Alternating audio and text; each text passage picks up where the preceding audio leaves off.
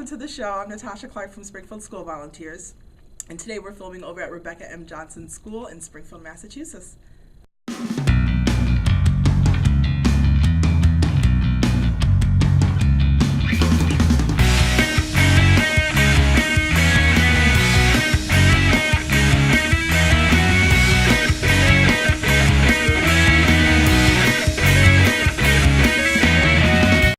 And welcome to Strictly Business.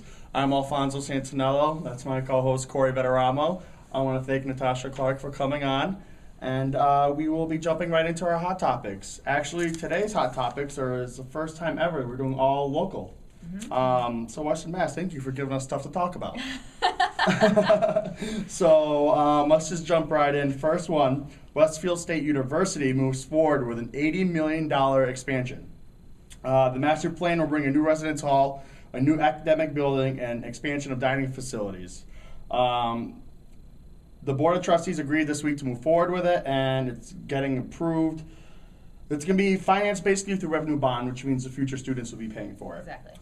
So this, I think, what a lot of the reason why all the state schools turn to universities is for this reason, to get funding to expand, to grow, and they can charge students more. Yeah, that's exactly. Tuition's going up. Yeah. Well, this is great. I mean, I didn't go to Westfield State, but I've been on campus. It is a nice campus, and they do offer a lot, so I think it'll be great for Westfield State University. And I think Westfield just has a lot to offer to the Westfield community. Right.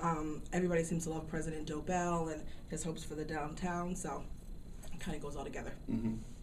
Corey, didn't you go to Westfield? I did attend Westfield State back when it was just Westfield State.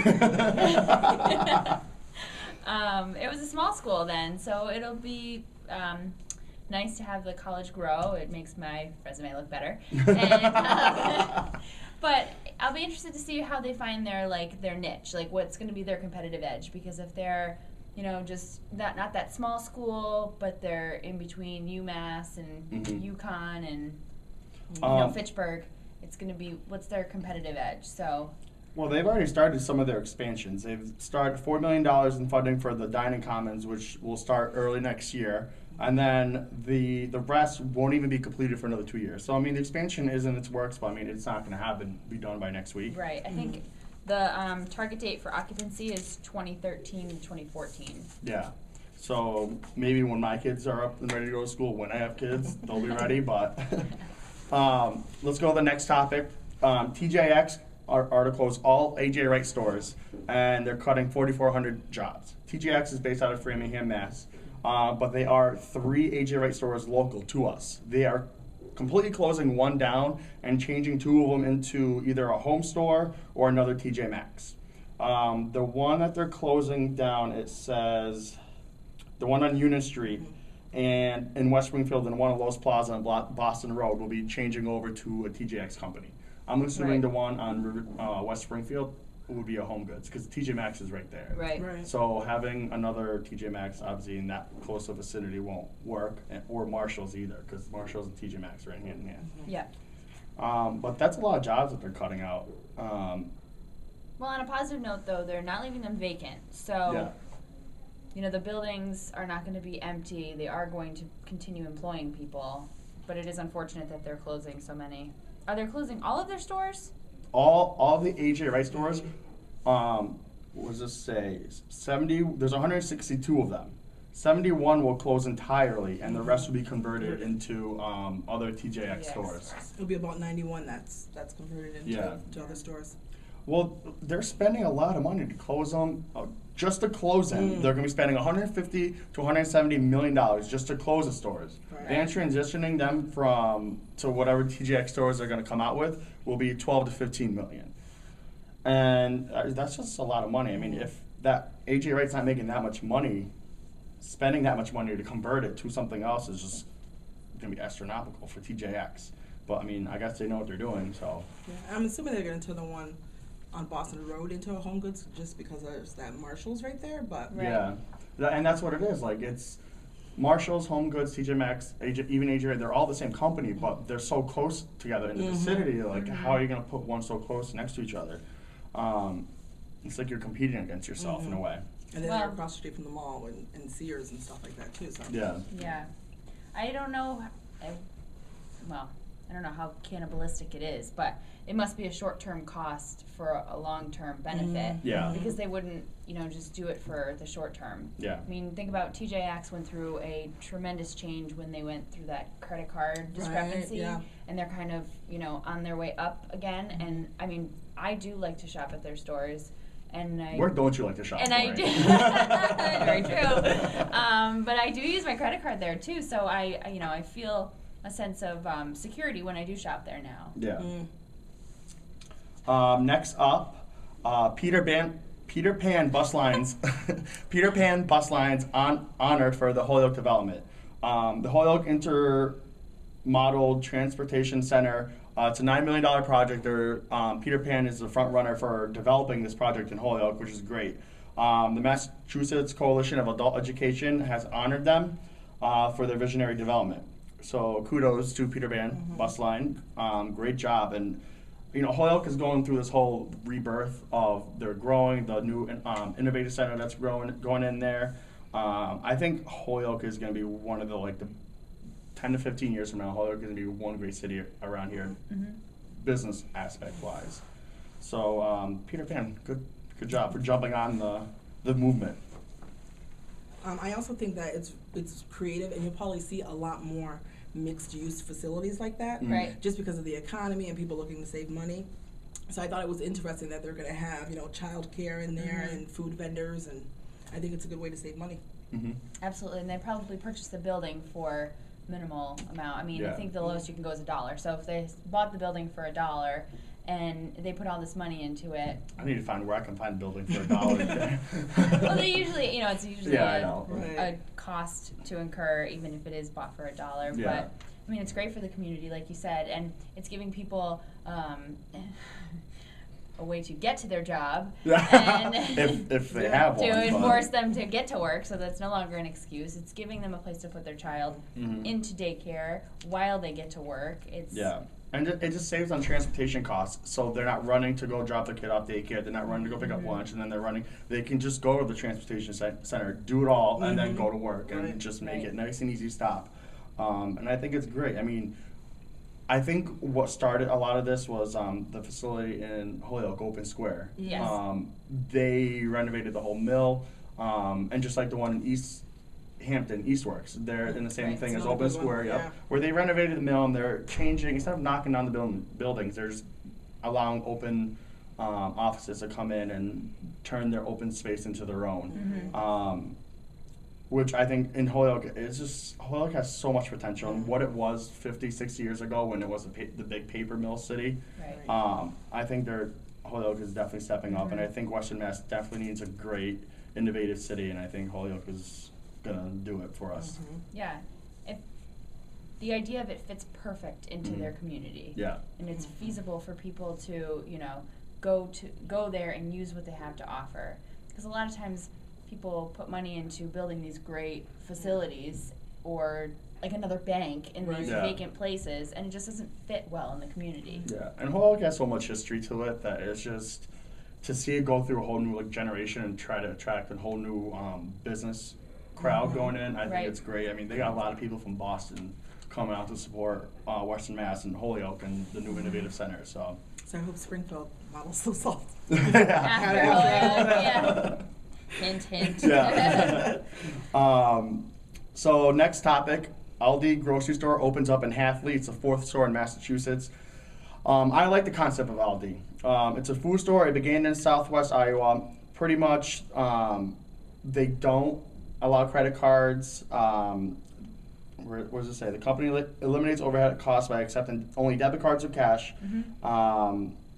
It's not like any other supermarkets. It has limited brand choices and doesn't take credit cards. So meaning it's allow a few brands per product. So things will come in a little cheaper. There's no competition between products. Prices won't be that much of a hassle.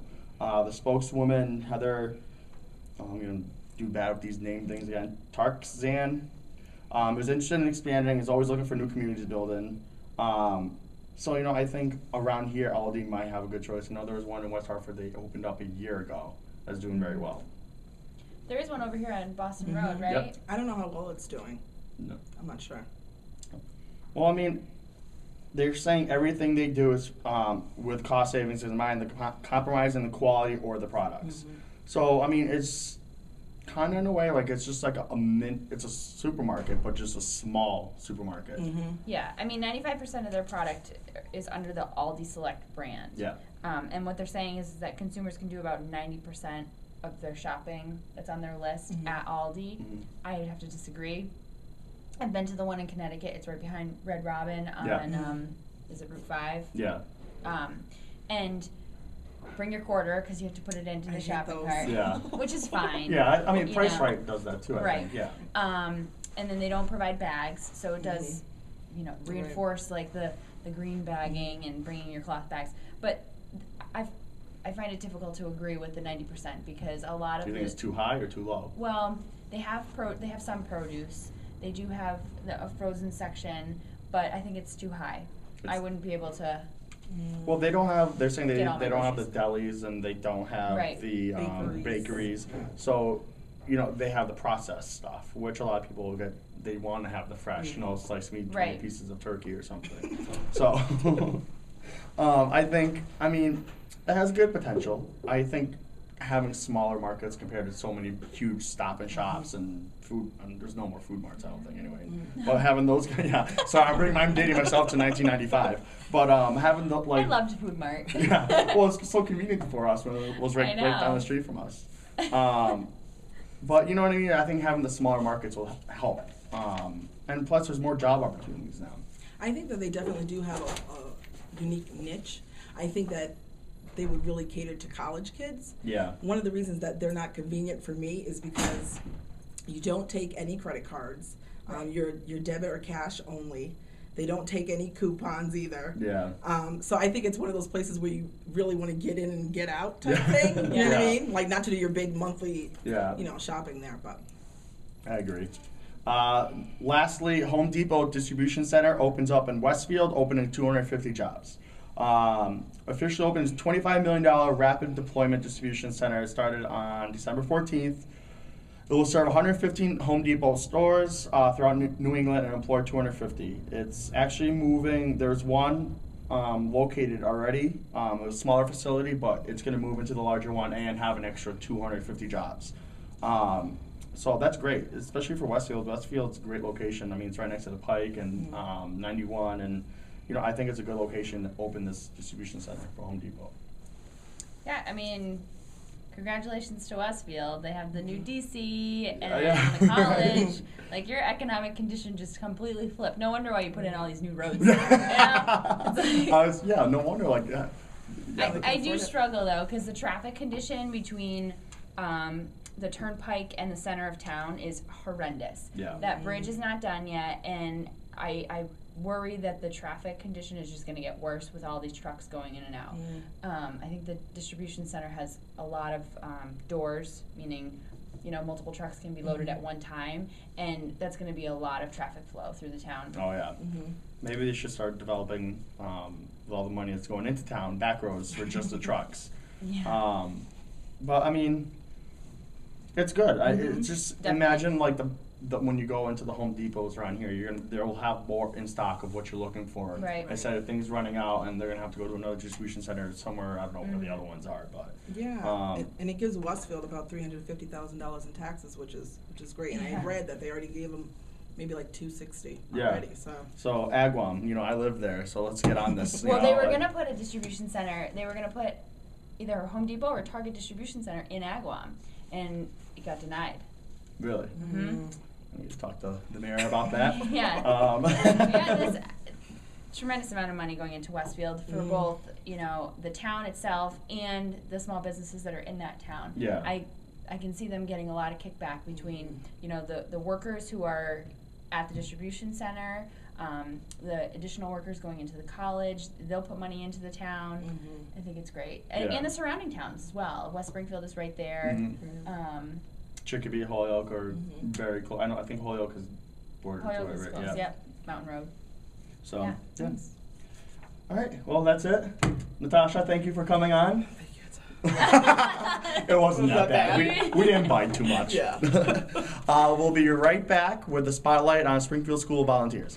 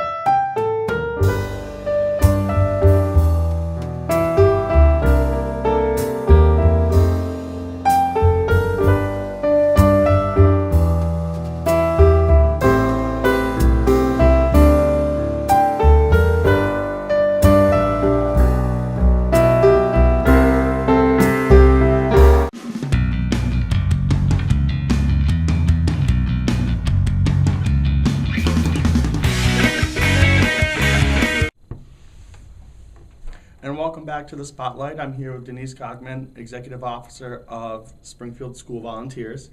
Denise, what is Springfield School Volunteers? Well, Springfield School Volunteers is a nonprofit organization. We've been reaching out to the community on behalf of the Springfield Public Schools since 1969. We're a really small nonprofit organization. Basically, our role is to match the human, financial, and material resources out there in the community with the needs that are in the schools. So every year, over 2,000 individuals volunteer in the schools in a variety of capacities, but our main programs are our weekly tutoring program, our school-based mentoring program. We have a citywide read-aloud program that we've been doing for 25 years. Our Partners in Education program, where we match businesses or organizations. We have them partner with an individual school. So that's where we are. So I did actually just find out you guys, it's been around for quite a while now. So how did it start? We actually have a really interesting story that I kind of learned last year when we were celebrating our 40th anniversary. I had to do history and do a book for a big celebration that we were doing. There were actually 5 women who were alumni from Radcliffe University, and they were sponsoring some sort of a training program to train volunteers to work in libraries. At the same time, there were some libraries that were being started. There was federal funding to start libraries in all the elementary schools, but only enough funding for 3 librarians. So there was this great volunteer need. So volunteers were recruited and trained, and thousands of books were, unpacked and cataloged and shelved to start all the libraries in the public schools. So initially it was mostly library volunteers, but over the years, through cooperation with the principals and curriculum supervisors and with help obviously from the community, more needs were identified by teachers, and we started with remedial tutoring and a gifted and talented program. And then actually it was in 1979 when it became evident that in order for this to grow, this whole volunteer program to grow, we would need to have more staff. So they recruited a board of directors who could do fundraising to develop programs and hire staff, and we were incorporated as a nonprofit organization in 1979. So what's the most challenging for the Springfield School? Well, there's more than 25,000 students in the Springfield Public Schools, and that's our niche. That's where we're supposed to help. So it's always recruiting enough volunteers to meet the varied needs of those kids. They all have unique needs, many of which can be met by volunteers, but there's always only so many. So, on any given week, we could be looking for chemistry tutors and algebra 2 tutors and someone to help the Somali refugee students and, a male mentor who speaks Spanish. So there's so many needs, and only so many places we can go out there and beg. So for the viewers who are interested in volunteering, where can they go to get more information and how to get involved? Well, we have a website, www.springfieldschoolvolunteers.org. You can get lots of information. We always have an updated opportunities list, so what specific needs are being requested by the school. Also, all the forms that you would need, an application and a query to fill out before you can be assigned as a volunteer. They can come see us in person. We're actually part of the Springfield, the central office of the Springfield Public Schools. So the new location is down at the old Federal Building, 1550 Main Street. So they can come see us in person. They can give us a call. Our number is 787-7015 if they just want more information, or we can mail out the forms. But really it's about filling out that application and the query form.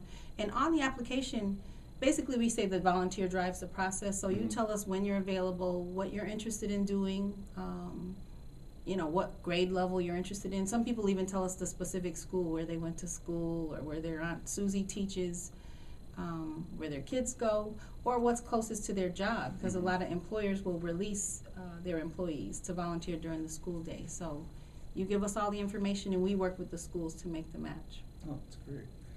Is there anything else you want to tell the viewers about Springfield School Volunteers? I guess I would just have to close by saying an hour a week can make a difference. That's our motto, but I really believe it. So I guess when you're thinking, oh, that sounds really nice, but I'm way too busy, I can't do that, really think about that hour and what you waste an hour on.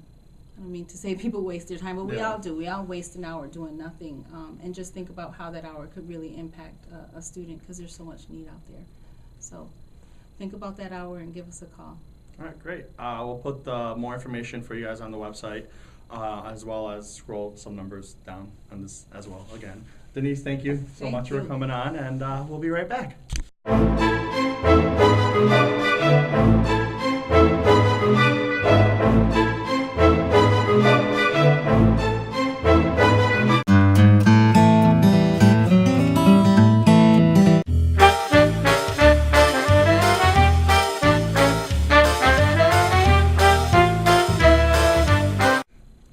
Corey, what are you reading? Me llamo es Cory. I, I was thinking, well, it's an encyclopedia in Spanish, and I was thinking our next episode we could do it all in Spanish. yeah, I'm reading Dr. Seuss. That's my reading level right there. Sorry, we're shooting in the library, so we have to be really quiet. But thanks It for was a watching, great guys. episode. Thanks for watching, guys. I want to thank Denise and Natasha for coming on And we're gonna go find the cat in the hat. and eat some green eggs and ham. So we'll see you guys next time. Adios. You guys are too good.